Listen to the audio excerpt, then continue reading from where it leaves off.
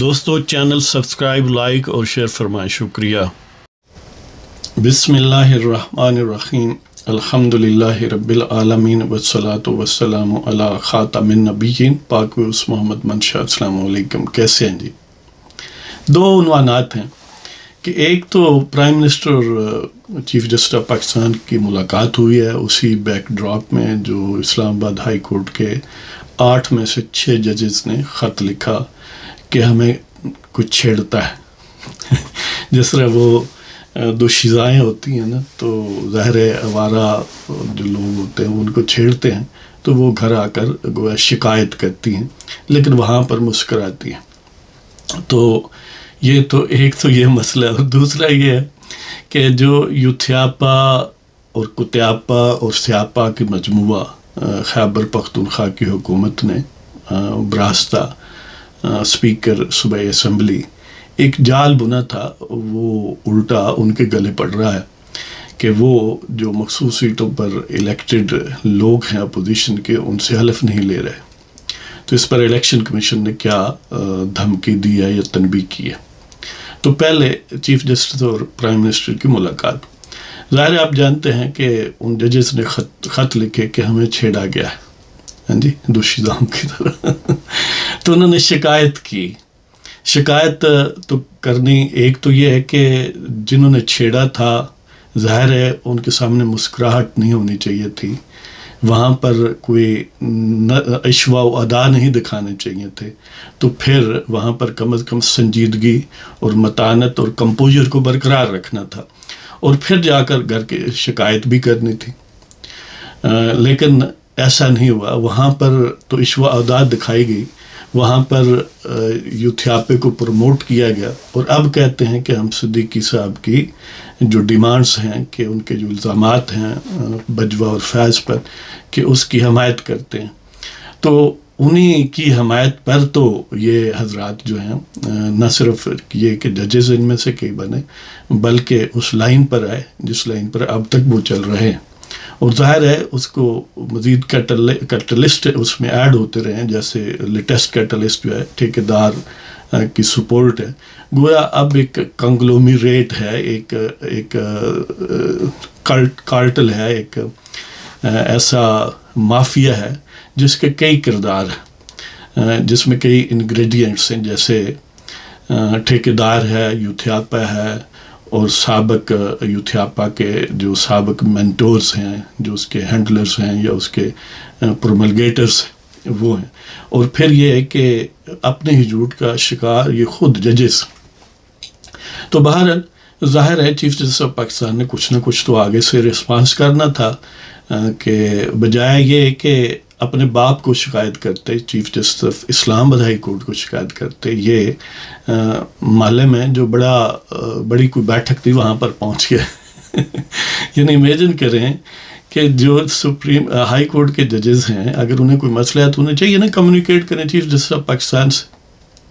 اور وہ اگر سمجھے تو آگے چیف جسٹس یعنی وہ کمیونیکیٹ کریں اپنے ہائی کورٹ کے چیف جسٹس سے، اگر وہ مناسب سمجھے تو پھر وہ چیف جسٹس آف پاکستان سے کرتا ہے۔ اس صورت میں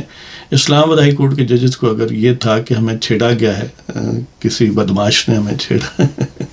تو انہیں چاہیے تھا کہ وہ عامر فاروق سے بات کرتے جو ان کا چیف جسٹس تھے، لیکن وہ اس سے، کیونکہ وہ یعنی اب جو یوتھیاپا ان میں سر چڑھ کر بول رہا ہے، وہ وہاں پر سبسائیڈڈ ہے، تو ظاہر ہے یہ گویا اب ان میں شدت یوتھیاپا کی کمی ہے، اس لیے ایک پیج پر نہیں ہے۔ تو انہوں نے بجائے اپنے باپ کے سامنے شکایت کرنے کے، محلے کی کسی بیٹھک میں جا کر شکایت کی ہے، جس سے یعنی ایک تو سپریم جوڈیشل کونسل کو جو انہوں نے خط لکھا ہے، وہ اس لیے بھی لکھا ہے کہ اگر وہ براہ راست چیف جسٹس آف پاکستان کو لکھتے تو پھر یہ اٹ سیلف ایک مس کنڈکٹ بن جاتا کہ انہوں نے اپنے چیف جسٹس سے بات نہیں کی، براہ راست وہیں سے کر دیے۔ تو اب چیف جسٹس نے ظاہر ہے ایک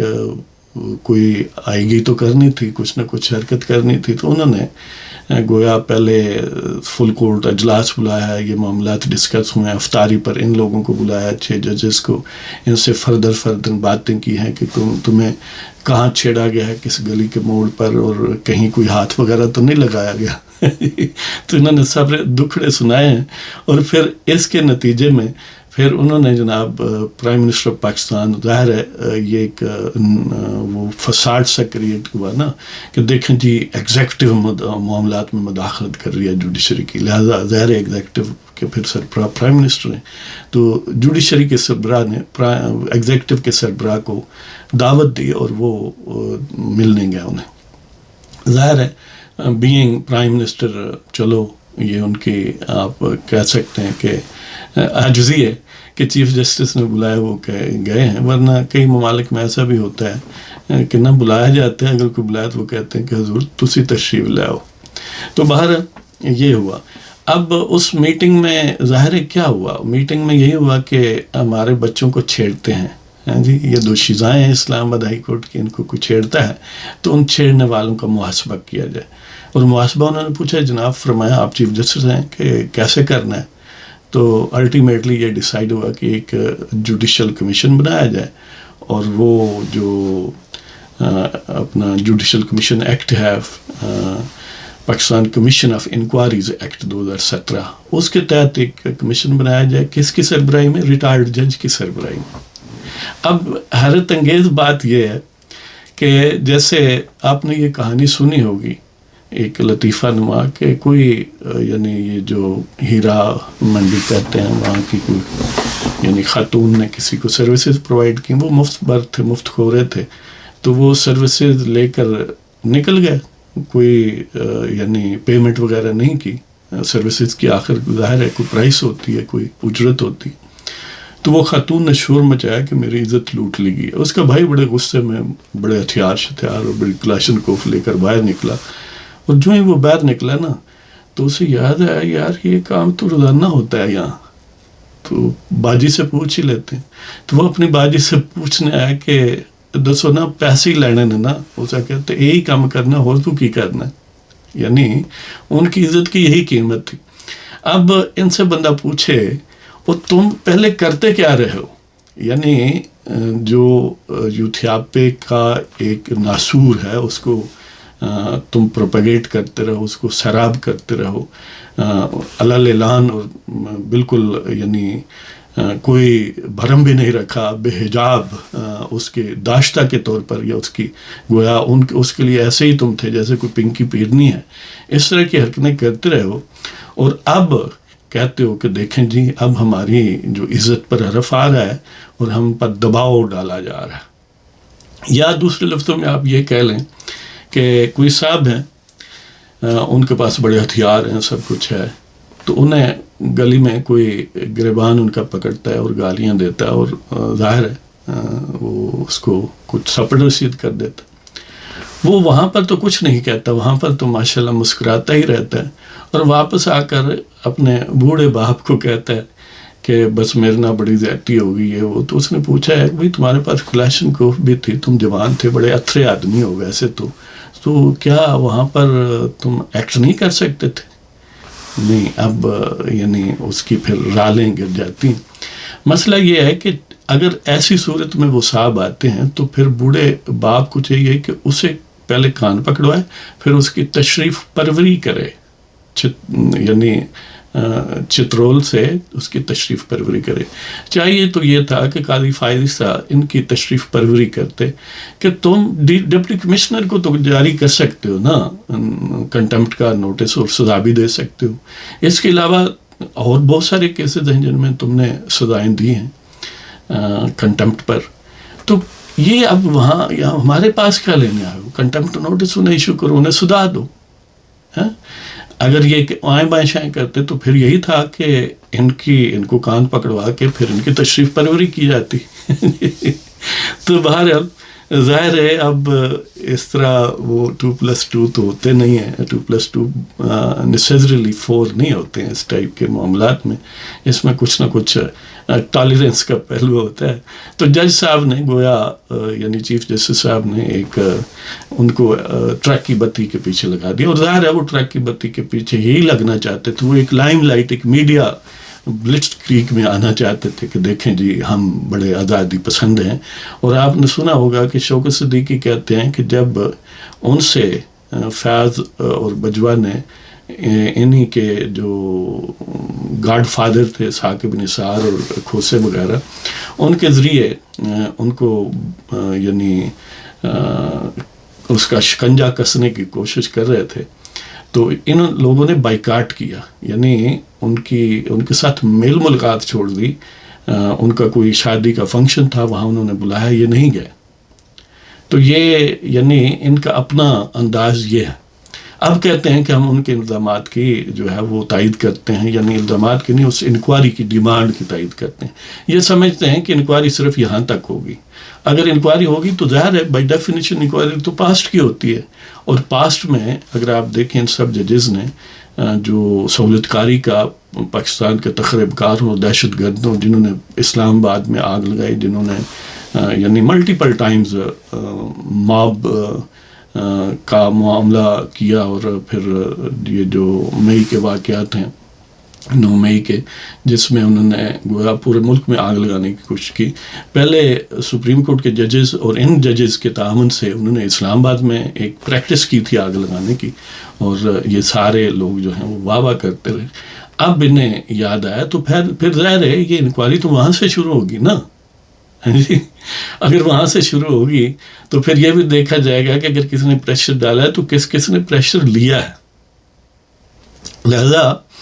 یہ الٹیمیٹلی ظاہر ہے یعنی ایک سائڈ پر تو یہ پروسیس ہے، دوسری سائڈ پر وہ میاں داؤد کی اور باقی کمپلینٹس ہیں. یعنی ایک تو ہیں اس کی پٹیشن ہے سپریم کورٹ میں، اور کچھ ان ججز جیسے کیانی اور بعد اور حضرات ان کے خلاف باقاعدہ سپریم جوڈیشل کونسل میں یعنی وہ درخواستیں ہیں ان کے خلاف کہ انہوں نے بہت کچھ بنایا اور بہت کچھ کیا ہے. تو ظاہر ہے اس پر بھی پروب ہونی چاہیے.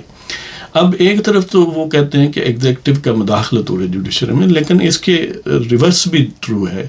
کہ جب آپ کسی شخص کو پروموٹ کرنے کے لیے اس کو پروٹوکول ایسے دیتے ہو جیسے وہ تمہارا داماد ہے، اور ابھی تازہ داماد بنا اور عدالت میں پہنچ گیا ہے، تو اس کو پروٹوکول دیتے ہو کہ گڈ ٹو سی یو، اور اس کو کہ یہ آئندہ بھی کوئی جرم کرے تو اس کی بھی گویا پہلے ہی ضمانت. تو پھر اس کی بھی انکوائری ہونی چاہیے کہ یہ کیا اپنی یعنی کسی گھر والی کے پریشر میں تھے، یہ بھی تو ہے نا پریشر، اس کا بھی محاسبہ ہونا چاہیے، یا کسی باہر والے کے پریشر میں تھے. تو یہ یعنی ججز جنہوں نے یہ بظاہر بڑا پینترا چلایا ہے، الٹیمیٹلی آپ دیکھ لینا کہ جو سٹنگ ججز ہیں اگر وہ کچھ نہیں کر سکتے تو ایک ریٹائرڈ جج جوڈیشل ایک کمیشن آف انکوائری کیا کرے گا؟ پہلے تو قاضی صاحب کو یہ بتانا چاہیے تھا کہ وہ جو پہلے کمیشن آف انکوائری، بلکہ وہ DIT بنائی گئی تھی جس میں ان کو اختیارات بھی دیے گئے اور فیض حمید وغیرہ، یہ وہ اس کا کیا بنا؟ اس کا بھی الٹیمیٹلی آؤٹ کم یہی ہوگا کہ نہیں جی کوئی مداخلت نہیں ہوئی، کوئی پروف نہیں ملا، لہٰذا کوئی ایلیگیشنز جو ہیں وہ سبسٹنشیٹ نہیں ہوئے. اگر ایسی بات ہوتی ہے تو پھر ان کو پکڑنا چاہیے. تو بہرحال یہ معاملہ جو ہے بالآخر سمپلی اس کا نتیجہ یہی ہے کہ سپریم کورٹ میں قاضی فیضی صاحب اور شہباز شریف کے درمیان ملاقات ہوئی، انہوں نے کہا ٹھیک ہے جی اینا کڑیاں کوئی نہ چھیڑے. جی